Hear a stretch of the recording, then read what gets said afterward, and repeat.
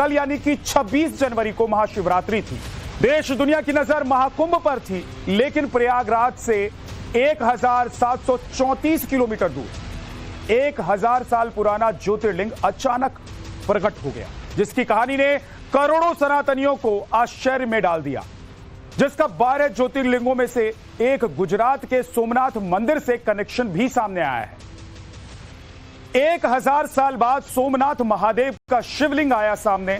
सोमनाथ के प्राचीन शिवलिंग के अवशेष मिले हैं। धर्मगुरु श्री श्री रविशंकर की टीम की तरफ से जो दावा किया गया है, उस दावे के मुताबिक क्या बातें सामने आई हैं वो आपको बता देते हैं। ये वही सोमनाथ मंदिर के ज्योतिर्लिंग का अंश है जिसे 1000 सालों तक छिपाकर रखा गया था। आपने देखा कि जो ज्योतिर्लिंग का अंश है वो तस्वीरों में हमने आपको दिखाया। श्री श्री रविशंकर ने उसे दुनिया के सामने रखा है और ये वही ज्योतिर्लिंग है जिसकी 1000 सालों तक गुप्त पूजा हुई। ये वही ज्योतिर्लिंग है जिसे आक्रांता महमूद गजनवी ने 1000 साल पहले तोड़ा था। यह सोमनाथ ज्योतिर्लिंग का अंश है जिसे गजनवी के हमले के वक्त छिपा लिया गया था। आपको बता दें कि हिंदू मान्यता के मुताबिक जो 12 ज्योतिर्लिंग है उनमें से पहला ज्योतिर्लिंग सोमनाथ मंदिर है और उसी का अंश अब दुनिया के सामने आया है। सोमनाथ मंदिर के ज्योतिर्लिंग के अंश की कहानी क्या है यह भी आपको बताएंगे। श्री श्री रविशंकर की जुबानी आपको सुनवाएंगे कि क्या वो कह रहे हैं, कि आखिर कैसे ये अंश छुपाकर रखा गया था, क्यों इसको छुपाकर रखने की जरूरत पड़ी और किसके पास इसे छुपाकर रखा गया था। कौन सा हिंदुस्तान का वो परिवार है जो इसे 1000 सालों से बचाए हुए था। अब आपको इस ज्योतिर्लिंग के अंश का 1000 साल पुराना सफर सुनाते हैं, बताते हैं, ग्राफिक्स के जरिए समझाते हैं। दरअसल ये चर्चा में उस वक्त आया जब आर्ट ऑफ लिविंग समारोह में इस ज्योतिर्लिंग के अंश की पूजा की गई। महाशिवरात्रि पर श्री श्री रविशंकर ने ज्योतिर्लिंग के अंश की विधि विधान से पूजा की। 1000 साल पुराने इस ज्योतिर्लिंग का सोमनाथ कनेक्शन भी अब आपको समझाते हैं। दरअसल सोमनाथ मंदिर पर 1000 साल पहले महमूद गजनवी ने हमला किया था। यह आपने पढ़ा होगा इतिहास में। गजनवी ने इस हमले के दौरान सोमनाथ मंदिर के ज्योतिर्लिंग को नष्ट कर दिया था और कई रिपोर्ट्स में दावा किया गया कि ज्योतिर्लिंग के अंश को अग्निहोत्री परिवार छिपाकर अपने साथ ले गया था।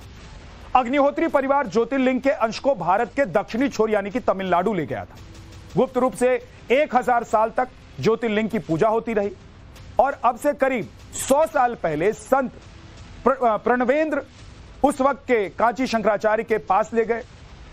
उस वक्त के शंकराचार्य चंद्रशेखरेंद्र सरस्वती ने ज्योतिर्लिंग छिपाने के आदेश दिए और कुछ वक्त पहले वर्तमान संरक्षक सीताराम शास्त्री ने वर्तमान शंकराचार्य से ज्योतिर्लिंग के अंश को लेकर मार्गदर्शन मांगा। वर्तमान कांची शंकराचार्य ने निर्देश दिया कि बेंगलुरु में एक संत हैं गुरुदेव श्री श्री रविशंकर, उन्हें उनके पास ले जाओ और इस तरह जनवरी 2025 में ज्योतिर्लिंग का यह अंश श्री श्री रविशंकर के पास पहुंच गया।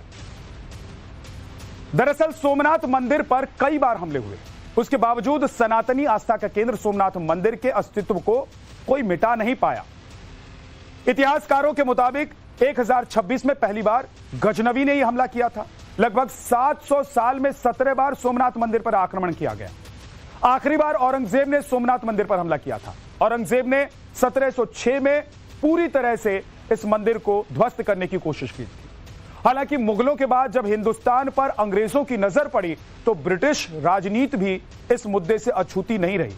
साल 1842 में अफगानिस्तान युद्ध, अंग्रेजों ने असफलता हासिल की। अफगान युद्ध में महमूद गजनवी की मजार पर लगे 2 दरवाजे उखाड़ लिए गए और उन्हें भारत लेकर आया गया। अब आपको बता दूं कि कई रिपोर्ट्स में दावा किया गया है कि सोमनाथ गजनवी सोमनाथ मंदिर पर हमले के बाद मूर्ति तोड़कर 4 टुकड़े और दरवाजे जीत के प्रमाण के तौर पर वापस लेकर चला गया था। मूर्ति के एक टुकड़े को उसने वहां मस्जिद के फर्श और दूसरे टुकड़े को अपने महल के प्रवेश द्वार की सीढ़ियों पर लगवा दिया था। 2 टुकड़े मक्का और मदीना ले जाने के लिए रखे गए थे। मंदिर के दरवाजे महमूद गजनवी की मौत के बाद उसकी मजार के प्रवेश स्थान पर लगाए गए, लेकिन अंग्रेज अपने निजी स्वार्थ के मकसद से दरवाजे भारत ले आए। उन दरवाजों को बैलगाड़ियों में जुलूस के साथ सोमनाथ तक ले जाया गया। हिंदू आबादी ने इन 2 दरवाजों के दर्शन किए।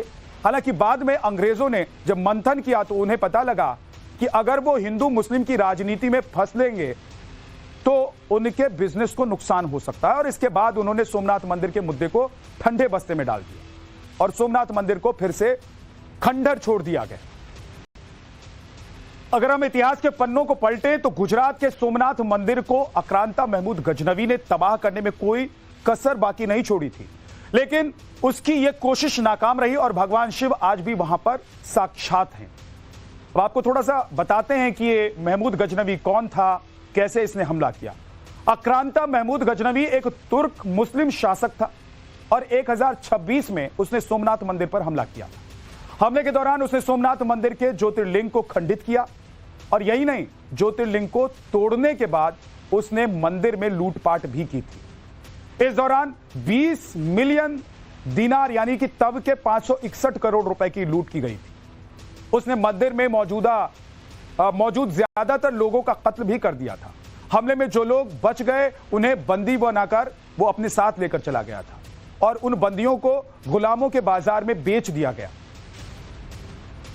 दरअसल सोमनाथ मंदिर पर कई बार हमले हुए, उसके बावजूद सनातनी आस्था का केंद्र सोमनाथ मंदिर के अस्तित्व को कोई मिटा नहीं पाया।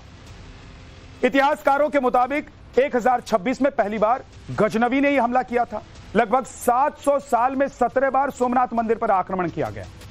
आखिरी बार औरंगजेब ने सोमनाथ मंदिर पर हमला किया था। औरंगजेब ने 1706 में पूरी तरह से इस मंदिर को ध्वस्त करने की कोशिश की थी। हालांकि मुगलों के बाद जब हिंदुस्तान पर अंग्रेजों की नजर पड़ी तो ब्रिटिश राजनीति भी इस मुद्दे से अछूती नहीं रही। साल 1842 में अफगानिस्तान युद्ध, अंग्रेजों ने असफलता हासिल की। अफगान युद्ध में महमूद गजनवी की मजार पर लगे 2 दरवाजे उखाड़ लिए गए और उन्हें भारत लेकर आया गया। अब आपको बता दूं कि कई रिपोर्ट्स में दावा किया गया है कि गजनवी सोमनाथ मंदिर पर हमले के बाद मूर्ति तोड़कर 4 टुकड़े और दरवाजे जीत के प्रमाण के तौर पर वापस लेकर चला गया था। मूर्ति के एक टुकड़े को उसने वहां मस्जिद के फर्श और दूसरे टुकड़े को अपने महल के प्रवेश द्वार की सीढ़ियों पर लगवा दिया था। 2 टुकड़े मक्का और मदीना ले जाने के लिए रखे गए थे। मंदिर के दरवाजे महमूद गजनवी की मौत के बाद उसकी मजार के प्रवेश स्थान पर लगाए गए, लेकिन अंग्रेज अपने निजी स्वार्थ के मकसद से दरवाजे भारत ले आए। उन दरवाजों को बैलगाड़ियों में जुलूस के साथ सोमनाथ तक ले जाया गया। हिंदू आबादी ने इन 2 दरवाजों के दर्शन किए। हालांकि बाद में अंग्रेजों ने जब मंथन किया तो उन्हें पता लगा कि अगर वो हिंदू मुस्लिम की राजनीति में फंस लेंगे तो उनके बिजनेस को नुकसान हो सकता है। और इसके बाद उन्होंने सोमनाथ मंदिर के मुद्दे को ठंडे बस्ते में डाल दिया और सोमनाथ मंदिर को फिर से खंडहर छोड़ दिया गया।